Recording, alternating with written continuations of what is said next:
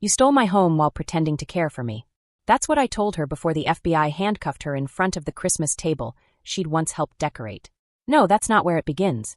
It starts on a humid July morning, as sunlight streamed through my Oregon porch, when I opened a letter that wasn't mine. Pinnacle home mortgage balance. $178,432.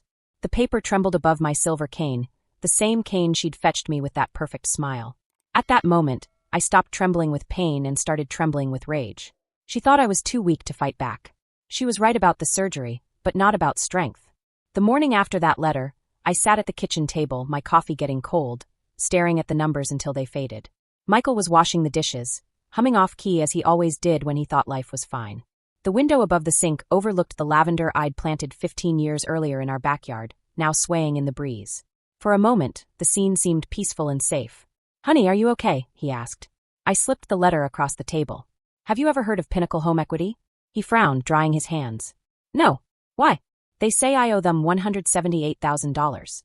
He gave a quick, nervous laugh. "It had to be a mistake. You paid for this house years ago." "I know." My voice trembled slightly. "That's the problem." The silence stretched on. Outside, a lawnmower sped off from somewhere down the street. The world continued to spin indifferently. The house we were sitting in, this two-story house with its cracked floors and hand-painted walls, was more than just wood and nails. It was the one thing in my life I had built without compromise. I had bought it with my late husband after 20 years of working on fraud cases, chasing after con artists and liars who thought they were clever. I had seen every kind of deception until it landed on me wearing a smile I trusted. Weeks before, I had been lying on this very couch after hip surgery, groggy from the painkillers, my treadmill lying next to the armrest. Vanessa had been coming and going from rooms to run errands, cook soup, sort bills. She would say things like, "Rest, Maggie. You've had enough to carry in your life." I had believed her. I had let her near every drawer, every file. I even gave her my online bank account password, so she could pay utility bills while I recovered. My chest tightened at the thought. Back then, I hadn't grasped the danger of kindness.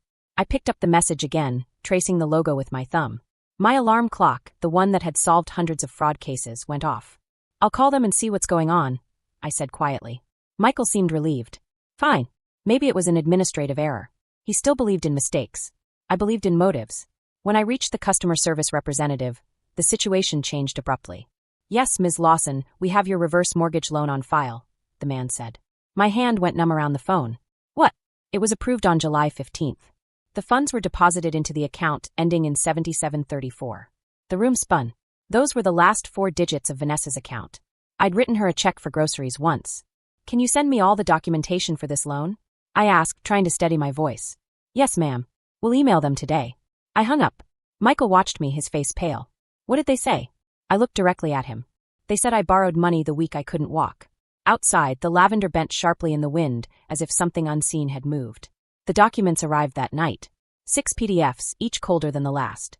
The signature on the last page made my stomach churn. It was mine. Almost.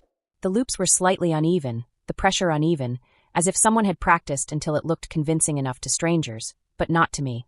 Michael was standing behind me. "Do you think this is identity theft?" "Not identity theft," I said quietly. "It's personal." I zoomed in on the digital seal dated July 15th, 3 p.m. The same week I was still asleep in my rocking chair, preparing painkillers. Vanessa was the only one driving me, answering my phone, handling my mail. Every means of access was given to her with generosity and gratitude. She opened the filing cabinet in my home office. Inside were old bank statements, a copy of my social security card, and my signatures on dozens of legal forms. She hadn't needed to steal them. I had practically placed them in her hands. The realization hit me like acid. Michael rubbed his temples. "Maggie, come on. She's not going to do it." I interrupted him sharply, not meaning to. "Yes, she is. You saw her post about the new Lexus last month, the one she claimed to have saved up for." He hesitated, his eyes flashing with a mixture of denial and fear. "She said it was a bargain." "Then let's find out." I opened Facebook and scrolled through her photos. There she was, standing next to a white Lexus SUV, the sun reflecting off the chrome. Another post weeks later, drinks in Bali with the caption, "New beginnings." She'd pointed to her children, both smiling, holding new iPhones. How did she manage to buy all that? I whispered. Michael didn't answer. He didn't have to. The next morning, I drove through the pain to the police station.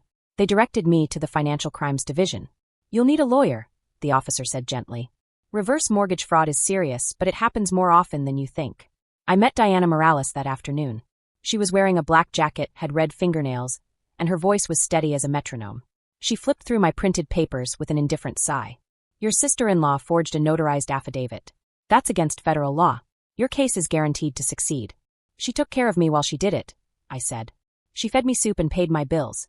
Diana looked at me. Then make sure she doesn't take advantage of you again. That night, Michael sat silently at the dinner table, not touching his fork. She's my sister, he whispered. I know, I said. That's what makes it unforgivable.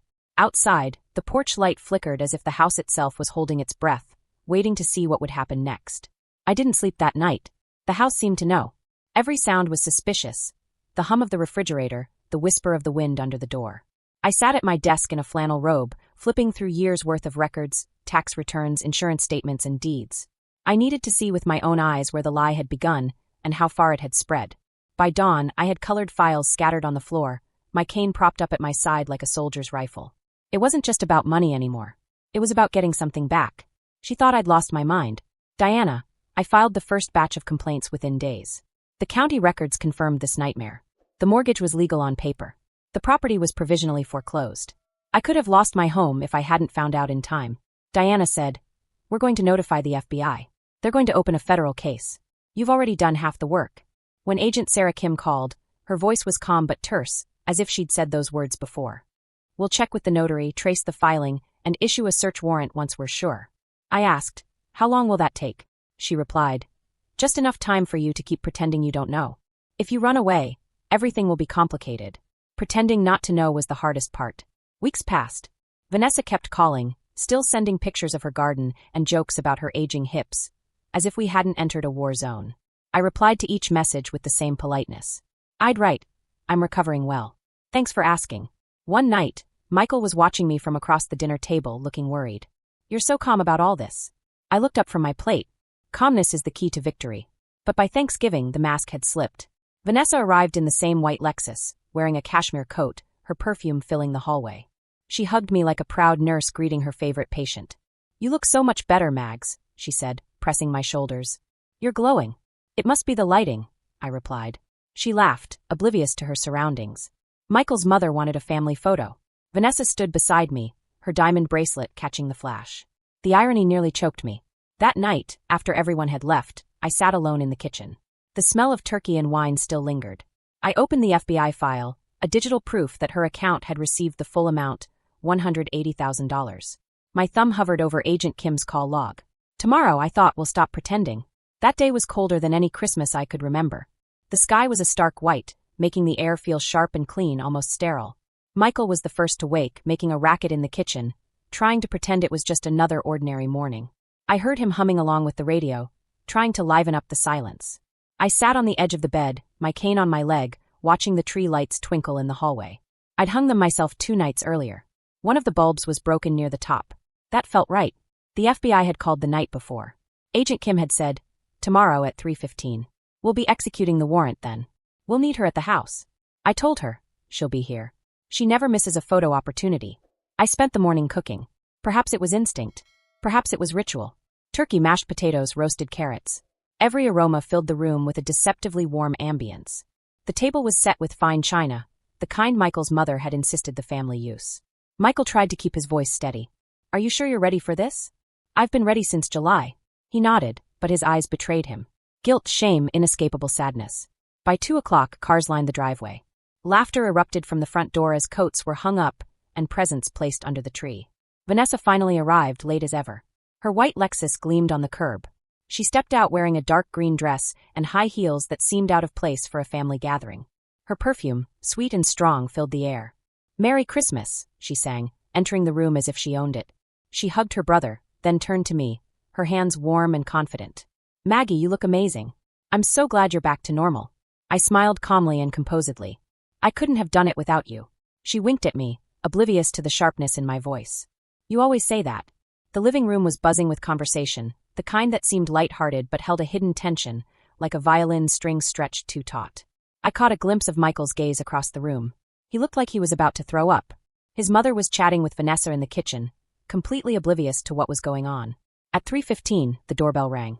Michael froze. The laughter abruptly ceased. I put down the chopping knife, wiped my hands with a towel, and headed for the door. A blast of cold air rushed in as it opened. Agent Kim stood there, wearing a black coat and badge, her face expressionless. 2 uniformed officers stood beside her. "Jessica Lawson?" she asked formally. I nodded. "We're here for Vanessa Lawson." There were muffled gasps and a creaking of chairs. Vanessa turned, smiling in confusion. "What is this, a joke?" Agent Kim entered, reading from a document. "Vanessa Lawson, you are under arrest for real estate fraud, wire fraud, and identity theft." The room tilted. Vanessa's face paled. "Maggie, tell them there's been a mistake." I looked up at her, her eyes as calm as the first day of winter. "There is no mistake. You forged my signature. You stole $180,000 from my home." Her voice rose suddenly, alarmed. "No, I know this wasn't. I was going to pay you back. You bought a Lexus. You went to Bali. You gave your children new phones. This isn't how you repay me." Michael's mother clutched the pearl necklace, whispering, "Oh God." Vanessa turned to her brother. "Michael, tell her. Tell them I would never have done this." Michael's voice trailed off. "Don't. Vanessa, I've seen the documents. It's your account." The officers advanced. Vanessa stepped back, her hands trembling. "Please no, you don't understand. I needed help. She has everything. You owned me," I said quietly. That made sense in the past. They tied her up against the tree. The metal clicked like a punctuation mark. Silence fell over the entire house, broken only by the faint sound of a child's toy still jingling bells in another room. As they led her outside, the snow began to fall. Thin flakes swirled in the air, melting in the light from the porch. She turned one last time, traces of mascara still on her face, her voice trembling. "We're family, Maggie." I stared into her eyes. "We're not anymore." The door closed. For a long while no one moved. The turkey sat untouched on the table, steaming. "You let her come here, and you know it," Michael's mother whispered.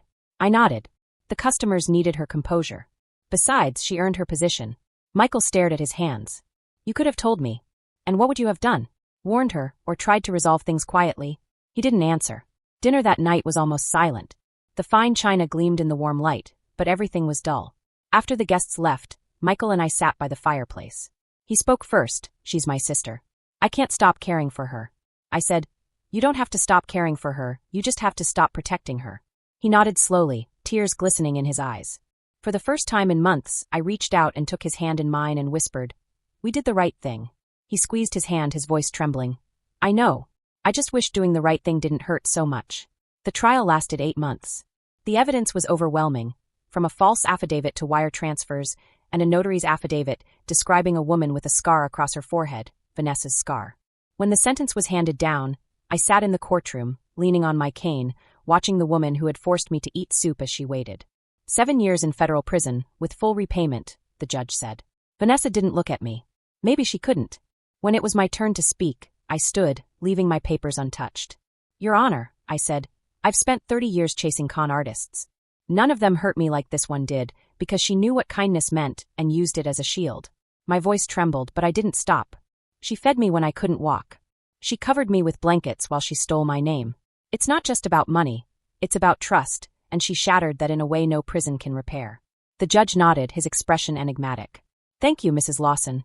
When the gavel struck, I exhaled as if I had been holding my breath for half a year. Outside the courthouse, Michael stood beside me, his face pale in the September light. "It's over," he whispered. "Not yet," I said, "but I'm beginning to feel at peace." He placed his hand in mine. No words, no apologies, just a quiet understanding between two people who had survived a family feud. Weeks later, a handwritten letter arrived, stamped with my postmark from the correctional facility. Vanessa's handwriting was still neat, as if she were still practicing. 3 pages of remorse, explanations, and pleas for forgiveness. I read it once. Then I picked up my pen and wrote a single line. "You will finish your sentence in 2031. Then a pardon will be optional." I sealed the envelope, pressed it shut, and set it aside. Outside, the lavender began to bloom again. The house was still mine, scarred and all, and for the first time in a long time, I felt firmly on my feet. Autumn returned this time with a gentler touch. The air carried a mixture of pine and rain, the kind of scent that has always made Oregon smell like a new beginning. I repainted the porch railing myself. Slow, painstaking work. Each brushstroke was like reclaiming a piece of what I had tried to tear away. Michael and I didn't talk much about the trial anymore. Some wounds don't need words. They just need quiet to heal. But every now and then, I would see him standing by the window, looking toward the mailbox. And I knew he was wondering if she would write again. She didn't. Neither did I. The FBI officially closed the case in October. Agent Kim called to tell me it was one of the cleanest investigations she'd ever handled. I almost laughed. Clean. Nothing about it seemed clean. It seemed necessary. Diana came to see me one morning with coffee. "Have you ever regretted going through with it?" she asked. I thought about it. The humiliation, the fear, the cold of that December day when I was led away in handcuffs. Then I shook my head. No. Some things have to burn to a crisp to see what's worth rebuilding. By Thanksgiving, warmth had returned to the house. The lavender in the front garden had grown back, stubborn as ever.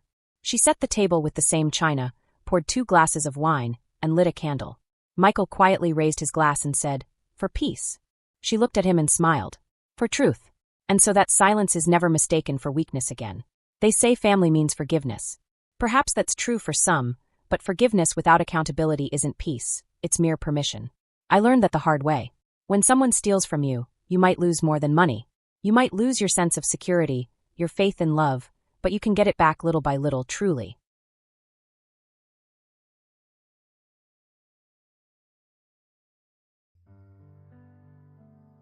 अंधेरी दीवारों में खुद को ढूंढता हूँ मैं जो दिन सहाने थे उन्हीं को सोचता हूँ मैं तुम्हारे बिन ये मौसम भी बड़ा बेसर्द लगता है दिल का हर एक कोना अब बहुत ही दूर भरता है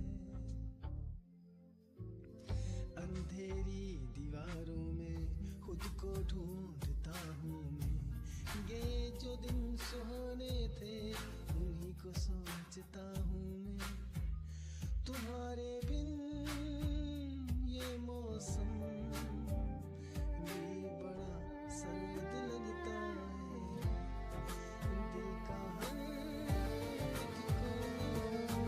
बहुत ही दर्द भरता है मेरे साए भी मुझसे अब जुदा होने को कहते हैं तुझे खोने की राहों में ये आंसू बहने लगते हैं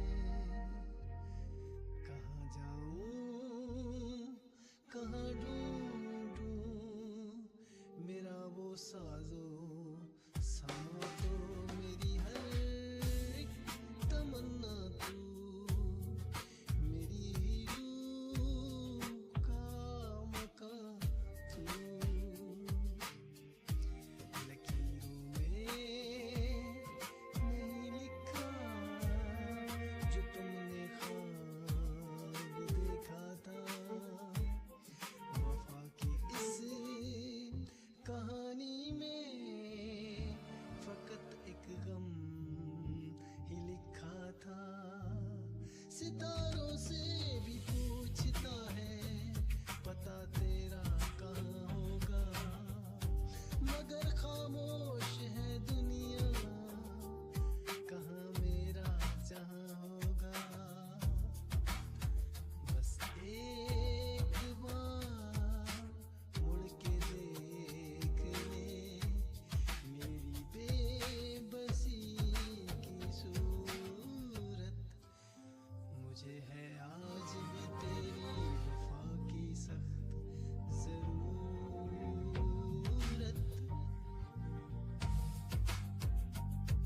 साए मेरे तन्हा सफर बस रह गया दर्द का असर साए मेरे तन्हा सफर बस रह गया दर्द का असर